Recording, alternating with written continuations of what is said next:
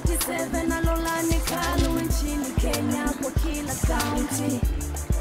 Tafuta vipaji mpaka mashinani, wanaelimisha, amani ya dumisha, jitokeze kama unaweza, tuko hapa kipaji kukikuza.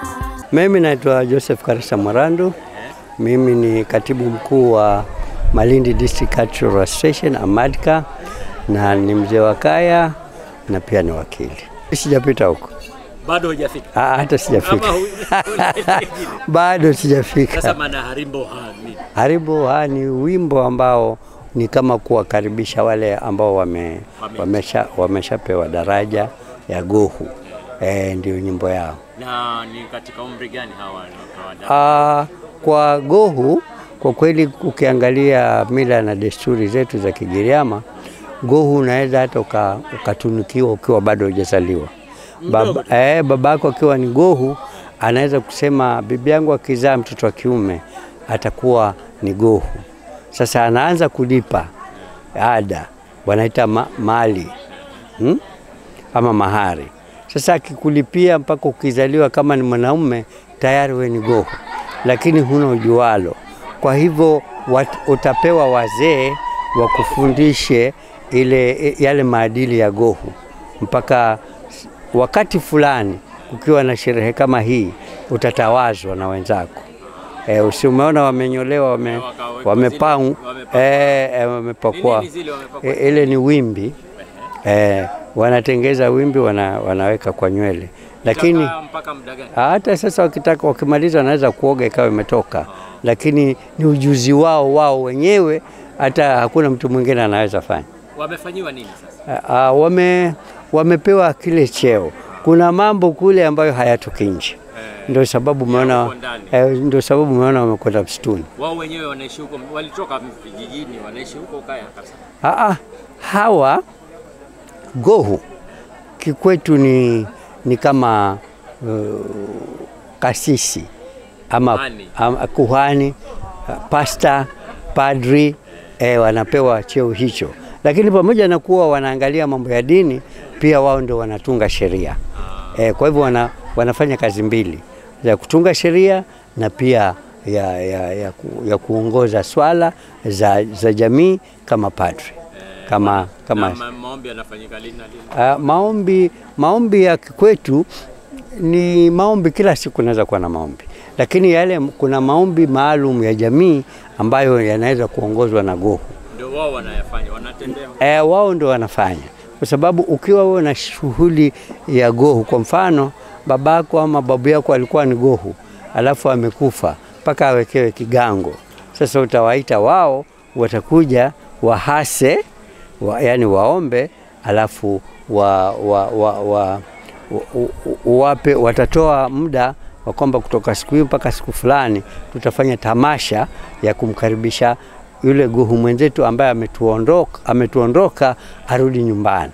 Kwa sababu katika mila zetu familia ina watu watatu: wale wako hai, wale wamekufa na wale hawajazaliwa. Ndio sababu unaona sisi hatuwezi kutoa mimba. Wake zetu wakiwa na mimba hawezi kutoa. Maana yake kutoa mimba ni dhambi na pia ni hatia.